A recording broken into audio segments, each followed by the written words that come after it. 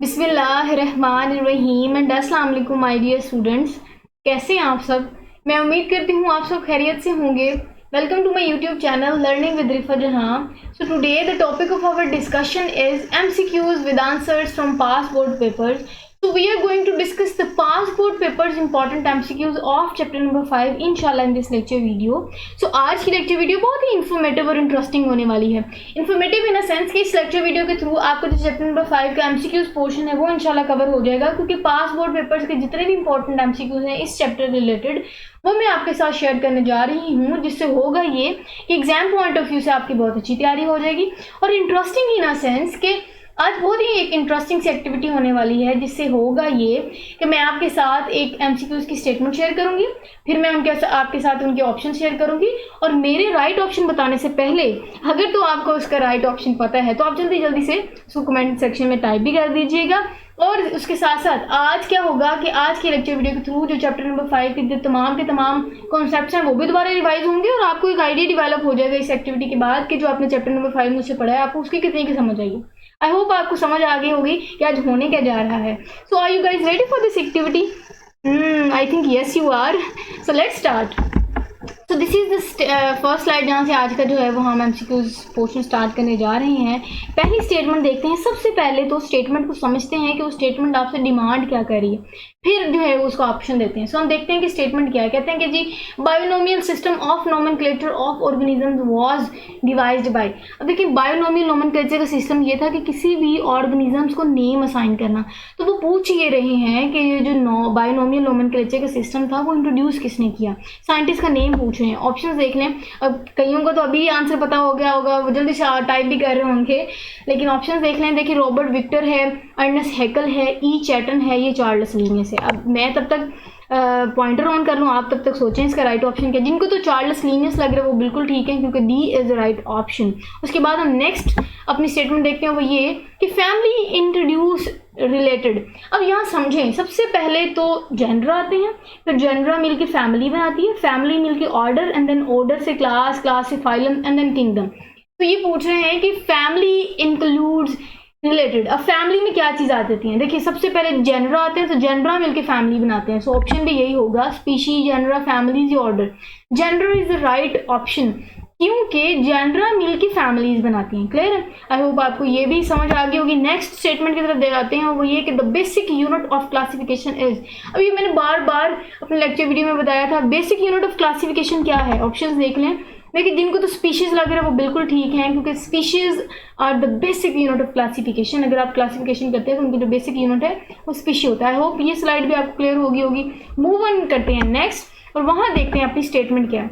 अब देखिए मैंने इस चैप्टर में आपको साइंटिफिक नेम्स भी पढ़ाए थे। अब वो साइंटिफिक नेम डिमांड्स करें, मैंने आपको पहले भी बताया था कि साइंटिफिक नेम बहुत इंपॉर्टेंट है, MCQs में पूछ लेते हैं। देखिए साइंटिफिक नेम है सोलेनम ट्यूबरोसम। वो कहते हैं कि ये जो साइंटिफिक नेम है ये किसका साइंटिफिक नेम है। ऑप्शन देख लें, पोटैटो, टोमेटो, अनियन या टोमेटो। यस, इसका राइट ऑप्शन क्या है। जिनको तो लग रहा है पोटैटो वो बिल्कुल ठीक है, क्योंकि सोलेनम ट्यूबरोसम जो है वो पोटैटो का साइंटिफिक नेम है।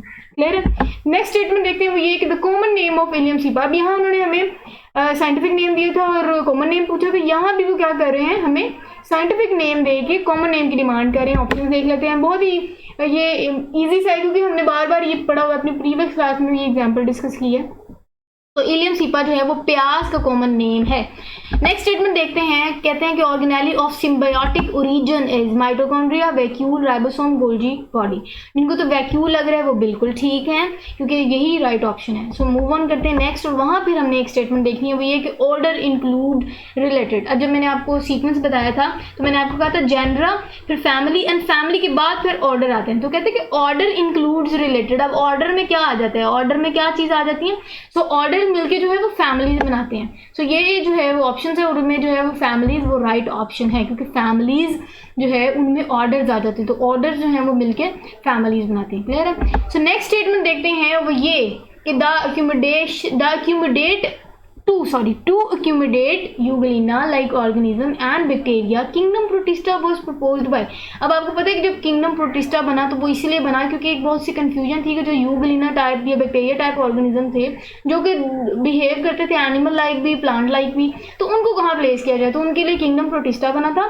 तो कहते हैं कि वो किंगडम प्रोटिस्टा जो है वो किसने प्रपोज किया, या किसने इंट्रोड्यूस करवाया ये किंगडम। हमें ऑप्शंस देख लेते हैं। राइट ऑप्शंस हैं कि अर्नेस्ट हैकल है, लिनियस है, रॉबर्ट विक्टर है या ई चैटन है।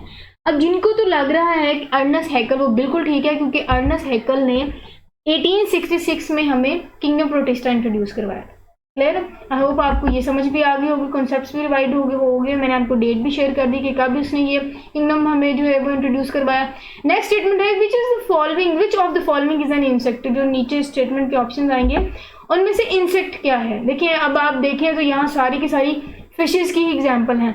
अब उन्होंने कहा कि इन नीचे एग्जाम्पल्स में से इंसेक्ट क्या है। अब आप समझें तो मैंने आपको बताया था कि जो बायोलॉजिस्ट की जो डेफिनेशन है ना फिश की, उनकी ये डेफिनेशन की कि फिश जो हैं वो वर्टिब्रल एनिमल्स हैं जिनके पास बैकबोन, फिन्स और गिल्स होती हैं। ठीक है, लेकिन मैंने आपको कहा था कि तमाम की तमाम जो फिशेस हैं वो उनकी उस डेफिनेशन ऑफ फिश के क्राइटेरिया पे पूरा नहीं बैठती थी, लेकिन हम तमाम को फिश ही कहते हैं। लेकिन हमने एग्जांपल डिस्कस की थी कि जो सिल्वर फिश है वो इंसेक्ट है, बेसिकली वो है इंसेक्ट, लेकिन हम उनको फिश कहते हैं। हालांकि वो फिश की डेफिनेशन के ऊपर रिलाई है, जो है वो बिल्कुल ओबे नहीं करती फिश की डेफिनेशन को। तो नीचे दिए गए ऑप्शन में से जो सिल्वर फिश है वो इंसेक्ट है। क्लियर? ये हमने पीछे डिस्कस भी किया हुआ था लेक्चर में। नेक्स्ट स्टेटमेंट देखते हैं, वो ये कि in binomial nomenclature the first name of its. देखिए जब मैंने आपको बताया था कि बायोनोमियल नोमेनक्लेचर में ऐसा सिस्टम था जिसमें हम साइंटिफिक नेम देते थे किसी भी ऑर्गेनिजम्स को, और साइंटिफिक नेम देने के भी क्राइटेरिया था। इस सिस्टम के कुछ क्राइटेरिया थे, वो ये थे कि किसी भी साइंटिफिक नेम को दो पोर्शन होते थे। एक पोर्शन था वो जीनस और दूसरे स्पीशी नेम था। तो वो ये पूछना चाह रहे हैं कि इनका जो फर्स्ट नेम था, जो वो कह रहे हैं कि बायोनोमियल नोमेनक्लेचर का जो फर्स्ट है वो कौन सा, वो जीनस था कि वो स्पीशी। ये तो दो फैमिली और रेस तो बिल्कुल भी नहीं है।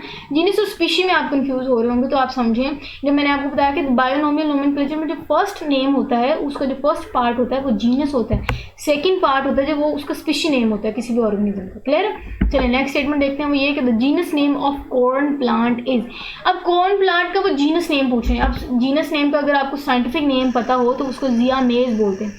जिया मेज जो है वो कॉर्न, अब ये कॉर्न नहीं है कॉर्न है, ठीक है। कॉर्न का वो जीनस नेम पूछ रहे हैं। अब आपको पता है जिया मेज, तो जिया जो है वो फर्स्ट पोर्शन है और मेज जो है वो सेकंड है, तो जीनस जो है वो फर्स्ट नेम होता है। सो जिया जो है इज द राइट ऑप्शन।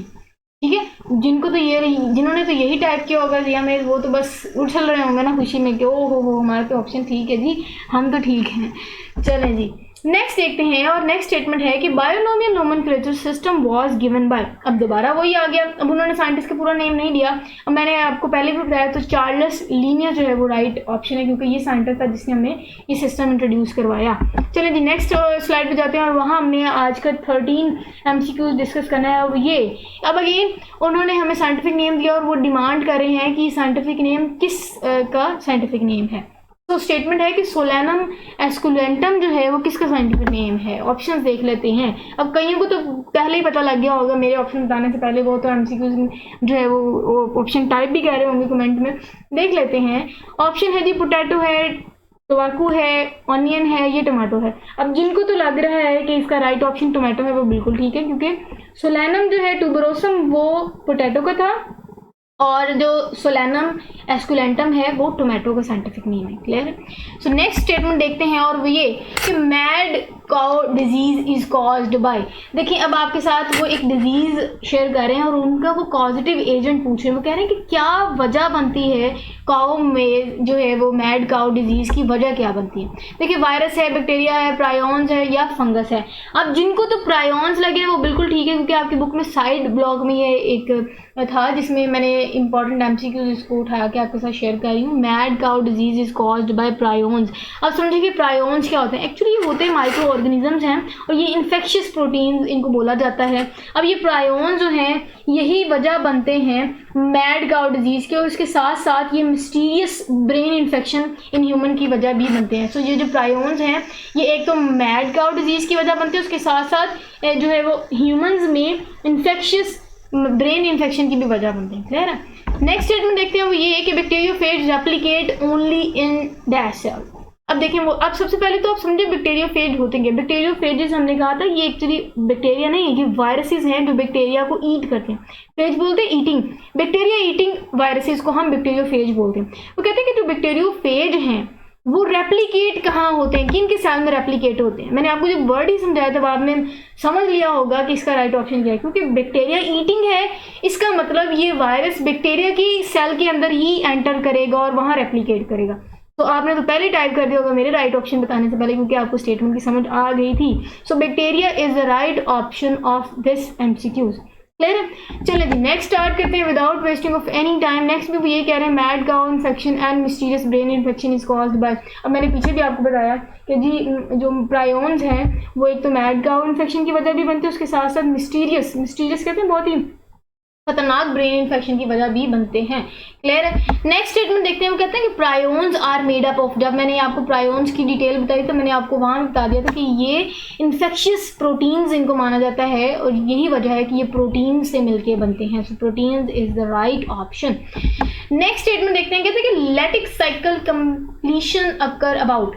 तो जो लैटिक साइकिल है वो टाइम पीरियड एक्चुअली पूछ रहे हैं कि कितने टाइम पीरियड में जो लैटिक साइकिल है वो कंप्लीट होते हैं। याद करें जब मैंने आपको लैटिक साइकिल वाला टॉपिक पढ़ाया था तो मैंने आपको बताया था कि जो लैटिक साइकिल है वो कंप्लीट कर लेता है वायरस विद इन 25 मिनट्स कि 25 मिनट्स में वो अपनी कितनी ही कॉपीज तैयार कर लेता है लैटिक साइकिल के अकॉर्डिंग को, या लैटिक साइकिल में होते हुए, लैटिक साइकिल को फॉलो करते हुए वो 25 मिनट्स में अपनी कितनी ज़्यादा कॉपीज तैयार कर लेता है।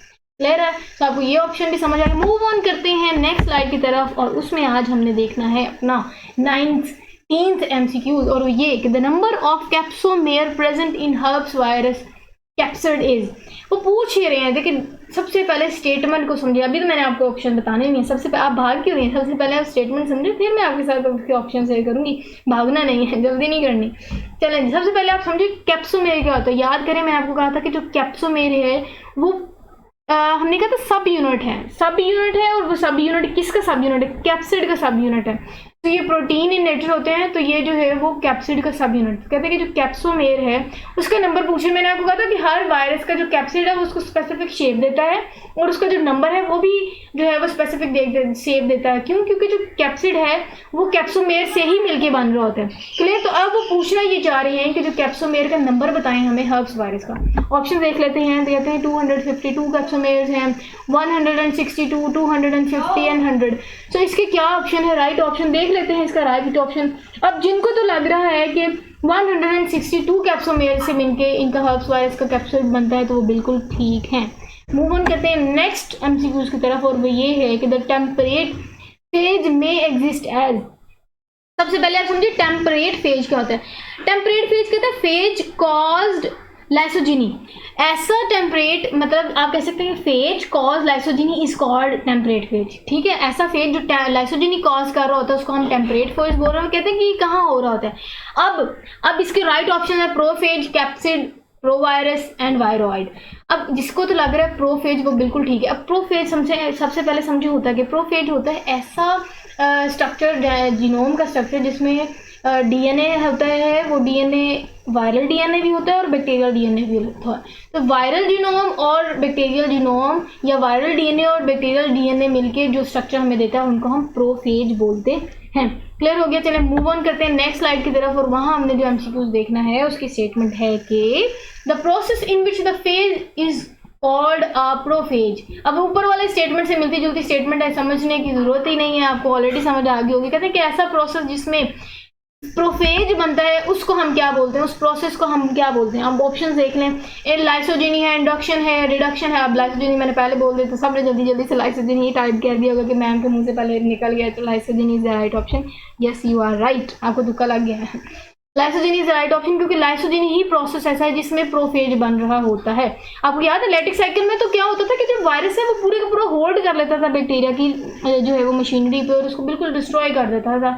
लेकिन लाइसोजिनी जो साइकिल था उसमें ये था कि प्रोफेज वाली स्टेटमेंट आती थी। प्रोफेज वाली कंडीशन का मतलब था कि जो वायरल डीएनए है और बैक्टीरियल डीएनए वो मिल के इनकॉर्पोरेट हो के ही स्ट्रक्चर परफॉर्म करे, जिससे क्या होता था कि बैक्टीरिया भी रिप्रोड्यूस कर रहा होता था और वायरस जो था वो भी अपना काम परफॉर्म कर रहा था। सो लाइसोजीनी ऐसा साइकिल था जिसमें ये प्रोफेज वाली कंडीशन देखी गई थी। क्लियर हो गया आपको? तमाम के तमाम मैंने जल्दी जल्दी लाइसोजेनिक और लैक्टिक साइकिल भी रिवाइज करवा दिया। मूव ऑन करते हैं नेक्स्ट स्टेटमेंट की तरफ, और ये है कि द इन्फेक्शियस प्रोटीन आर, अब आपको मैंने पीछे भी बताया बार बार प्रोटीन्स के, जब मैंने प्रायोन्स के जब मैंने बताया था तो मैंने कहा था जो प्रायोन्स हैं वो ऐसे कॉजिटिव एजेंट हैं जो कि मैड काउ डिजीज और मिस्टीरियस ब्रेन इन्फेक्शन कॉज करते हैं। और मैंने आपको बताया था कि जो प्रायोन्स है, जब मैंने उनको करेक्टरिस्टिक्स बताए थे, मैंने कहा था कि ये बेसिकली ये माइक्रो ऑर्गेनिज्म ही हैं और ये इन्फेक्शियस प्रोटीन भी इनको बोला क्योंकि ये इन्फेक्शियस प्रोटीन से मिलके बनते हैं। तो prions is the right option. Next देखते हैं, अब अगेन वो कैप्सोमेर पूछ रहे हैं। कैप्सोमेर आपको पता है कि जी ये स्मॉलेस्ट प्रोटीन यूनिट होते हैं जो मिलकर कैप्सिड का स्ट्रक्चर बनाते हैं। तो आप वो पूछ रहे हैं कि एडिनो वायरस का कैप्सिड के अंदर मौजूद कैप्सोमेर का नंबर क्या है। जब मैंने आपको ये पढ़ाया था कैप्सोमेर वाला टॉपिक, उसमें मुझे याद है कि मैंने आपको ये नंबर भी बताया था। अब आप देख लेंगे स्टेटमेंट, अब जिनको तो लग रहा है कि 252 कैप्सोमेर होते हैं और वो कैप्सोमेर मिलके कैप्सिड का स्ट्रक्चर बनाते हैं ऑफ एडिनो वायरस, वो बिल्कुल ठीक है। वो तो जी उछल कूदे हो तो लुड़ियाँ डालें कि उनका ये ऑप्शन ठीक है, उनको याद था जब मैंने ये कंसेप्ट दिया था। चलिए मूव ऑन करते हैं नेक्स्ट, और वहाँ देखते हैं अपना 24th MCQs। और वो MCQs डिमांड ये कर रहा है कि about 60% of adult are immune is disease, कि ऐसी कौन सी डिजीज़ है जिससे 60% अडल्ट तो बच जाते हैं जी इम्यून, उनको तो टेंशन ही नहीं होती है। वो कौन सी डिजीज़, ऑप्शन देख लेते हैं ताकि अब बाज़ औक़ात बच्चों को आंसर पता होते हैं, वो कंफ्यूज हो रहे होते हैं कि ये भी है ये भी है, लेकिन जब आपके सामने ऑप्शन आते हैं तो आप जो है वो आप किसी हद तक करीब आ जाते हैं अपने राइट ऑप्शन के। तो ऑप्शन देख लें, मम्स है, मीजल्स है, इन्फ्लुएंजा है या पोलियो है। अब जिनको तो मम्स लग रहा है वो बिल्कुल ठीक है, क्योंकि मम्स मैंने आपको कहा था ये कान पड़े होते हैं, कान के पास जॉल बोन के करीब जो जॉ लाइन है आपकी उसके करीब एक उभार बन जाता है और उस कंडीशन को मम्स बोलते हैं। ये चिल्ड्रंस में होती है, मतलब ये बच्चों में ये बीमारी होती है। मैंने कहा ये बहुत ज़्यादा फैलने वाली बीमारी होती है। सो यही वजह है कि जब किसी को कान पड़े की बीमारी होती है तो हम कोशिश करते हैं कि उसके इस्तेमाल शुदा बर्तन या उनकी जो है वो इस्तेमाल शुदा चीज़ें हम ना इस्तेमाल करें, क्योंकि ये फैलने वाली बीमारी है और ये बच्चों में इसीलिए 60% अडल्ट इनसे इम्यून होते हैं। क्लियर? मम्स मैंने आपको तमाम की तमाम रिवाइज भी करवा दी, डिजीज़ आपको आइडिया भी हो गया होगा, वो सारे के सारे टॉपिक भी रिवाइज हो गया होगा। चलें जी, next statement is influenza virus और, अब वो कह रही है कि इन्फ्लुएंजा वायरस आर क्या है। इन्फ्लुएंजा वायरस की बेसिकली वो कैरेक्टरिस्टिक्स पूछ रहे हैं, कह रहे हैं वो RNA नेकेड है, वो RNA इन्वेलप्ड है, RNA इन्वेलप्ड है, सॉरी DNA इन्वेलप्ड है, RNA इन्वेलप्ड है या RNA नेकेड है। अब याद करें मैंने जब आपको वायरसेस पढ़ाए थे मैंने तमाम के तमाम वायरसेस की कैरेक्टरिस्टिक लेक्चर में ही डिटेल से बताई थी, तो आपको यहाँ भी आइडिया हो गया होगा। जब इन्फ्लुएंजा वायरस की कैरेक्टरिस्टिक्स बताई थी तो मैंने कहा था कि वो RNA इन्वेलप्ड होते हैं। So C is the right option. So जब मैंने आपको वायरसेस बताया तो मैंने आपको कहा था कि इनकी ये कैरेक्टरिस्टिक्स भी पूछ लेती हैं MCQs में। देखें वो आ गया ना कि इन्फ्लुएंजा वायरस को पूछ रहे हैं कि वो कौन सा वायरस है, उसको क्या कहते हैं। तो वो RNA इन्वेलप्ड है, क्यों? क्योंकि जो इन्फ्लुएंजा वायरस है उनका जो जीनोम है वो RNA है, उनका जो न्यूक्लिक एसिड है वो RNA है और वो इन्वेलप्ड है, क्योंकि वो जब इन्फेक्शन करके बाहर आ रहे होते हैं सेल वॉल से तो वो जो उनकी बैक्टीरिया की या किसी भी जो होस्ट की अपनी जो सेल वॉल या सेल मेम्ब्रेन है उसके इर्द गिर्द लिपट जाती है, जिसकी वजह से ऐसे वायरसेस को हम इन्वेलप्ड वायरसेस बोलते हैं। मैंने वो तमाम कंसेप्ट दोबारा रिवाइज भी करवा दिए हैं। अब नेक्स्ट इज कि hepatitis B is also called, जो मैंने आपको अभी जो लास्ट हमारा लेक्चर था इस चैप्टर का उसमें हमने हेपेटाइटिस डिटेल से पढ़ा था। मैंने कहा था कि जो हेपेटाइटिस उनके जो अदर नेम है वो भी MCQ में पूछ लेते हैं। देखें आ गया, हेपेटाइटिस B को हम क्या कहते हैं, डेल्टा हेपेटाइटिस हम D को बोलते थे, ठीक है। और वो कहते हैं कि जो है इन्फ्यूजन हेपेटाइटिस है या इन्फेक्शियस हेपेटाइटिस है या सीरम हेपेटाइटिस, जिनको तो सीरम हेपेटाइटिस लग रहा है वो बिल्कुल ठीक है, क्योंकि हेपेटाइटिस B को हम सीरम हेपेटाइटिस B बोलते हैं। चलिए जी नेक्स्ट ऑप्शन देखते हैं, वो ये है कि द HIV वायरस कॉजेज, जो HIV है वो कौन सी डिजीज़ कॉज कर रही है। बहुत ही डिटेल से मैंने आपको ये जो है वो टॉपिक पढ़ाया हुआ। HIV वायरस जो है वो एड्स कॉज करता है, AIDS is caused by HIV virus. I hope आपकी स्टेटमेंट माइंड में घूम रही होगी जो मैंने पढ़ाई थी। चले जी, अब इस स्लाइड में जो हमने MCQ डिस्कस करना है वो है पैरामिक्सोवायरसेस कॉज द डिजीज। देखिए वो पूछना ये चाह रहे हैं कि जो पैरामिक्सोवायरसेस हैं वो किस डिजीज की वजह बनते हैं। सबसे पहले तो आप समझे पैरामिक्सोवायरसेस होते क्या हैं। बेसिकली ये ग्रुप ऑफ वायरसेस कहते हैं इनको, जैसे रेट्रोवायरसेस होते हैं ना जो कि ग्रुप ऑफ वायरसेस होते हैं, सेम उनकी तरह ही ये पैरामिक्सोवायरसेस भी ग्रुप ऑफ वायरसेस हैं। जैसे रेट्रोवायरसेस में मैं आपको एक एग्जांपल देती हूँ, जैसे उसमें HIV वायरस आ जाता था जो कि एड्स की वजह बनता है। इसी वजह से यहाँ हम देखते हैं कि वो पैरामिक्सोवायरसेस का पूछ रहे हैं कि जो पैरामिक्सोवायरसेस हैं वो किस डिजीज़ की वजह बनते हैं। MCQ के ऑप्शंस देख लेते हैं। वो ये कि जी पोलियो है, इन्फ्लुएंजा है, हर्ब सिम्प्लेक्स है, मम्स एंड मीजल्स है। जिनको तो लग रहा है मम्स एंड मीजल्स, वो बिल्कुल ठीक है, क्योंकि याद करें जब मैंने आपको मम्स एंड मीजल्स वाला टॉपिक पढ़ाया था तो मैंने कहा था कि जो मम्स एंड मीजल्स है उनके कॉजेटिव एजेंट का जो ताल्लुक है वो पैरामिक्सोवायरसेस से था। क्लियर है? आई होप आपको ये स्टेटमेंट भी बहुत अच्छे से समझ आ गई होगी। मूव ऑन करते हैं नेक्स्ट। वो पूछेंगे कि foot and mouth disease is caused bye, जो फुट एंड माउथ डिजीज है उनकी कॉज क्या है, वो पॉजिटिव एजेंट पूछ रहे हैं, उनका पॉजिटिव एजेंट क्या है, एलजी है, फंजाई है, बैक्टीरिया है या वायरसेस हैं। अब जिनको तो लग रहा है वायरस, वो बिल्कुल ठीक है क्योंकि virus is the right option. अब जिनको नहीं समझ आ रहा है, मैं आपको एक फनी और जो है इंटरेस्टिंग सा हिंट दे देती हूँ, वो ये कि याद करें इस पूरे चैप्टर में हमने जो डिजीजेज पढ़ी वो वायरल डिजीज है, मतलब ऐसी डिजीज है जो वायरस की वजह से कॉज होती हैं। तो यही वजह है कि यहाँ भी वो एक डिजीज पूछ रहे हैं तो उनका पॉजिटिव एजेंट एलर्जी और फंजाई तो बिल्कुल ही नहीं हो सकता ना ऑप्शन, क्योंकि ये हमने पढ़ा ही नहीं है, इनका तो नाम ही नहीं हमने इस चैप्टर में लिया। तो बैक्टीरिया भी नहीं, राइट ऑप्शन इज वायरस। तो आपको तुक्का मारना आसान होगा क्योंकि मैंने बहुत ही मजे का हिंट दे दिया।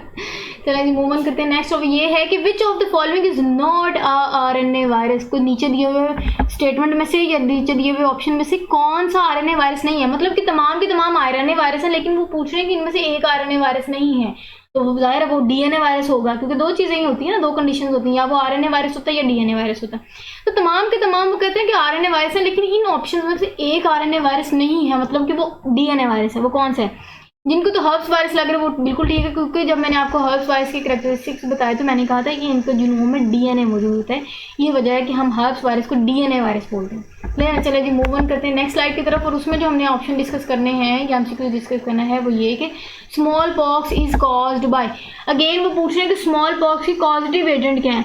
अब बार बार हम पॉजिटिव एजेंट की बात करें तो बार बार जो है वो वायरस की तरफ ही ध्यान जा रहे हैं, क्योंकि तमाम की तमाम जो डिजीज़ है वो वायरल डिजीज़ है और वायरस की वजह से होती हैं।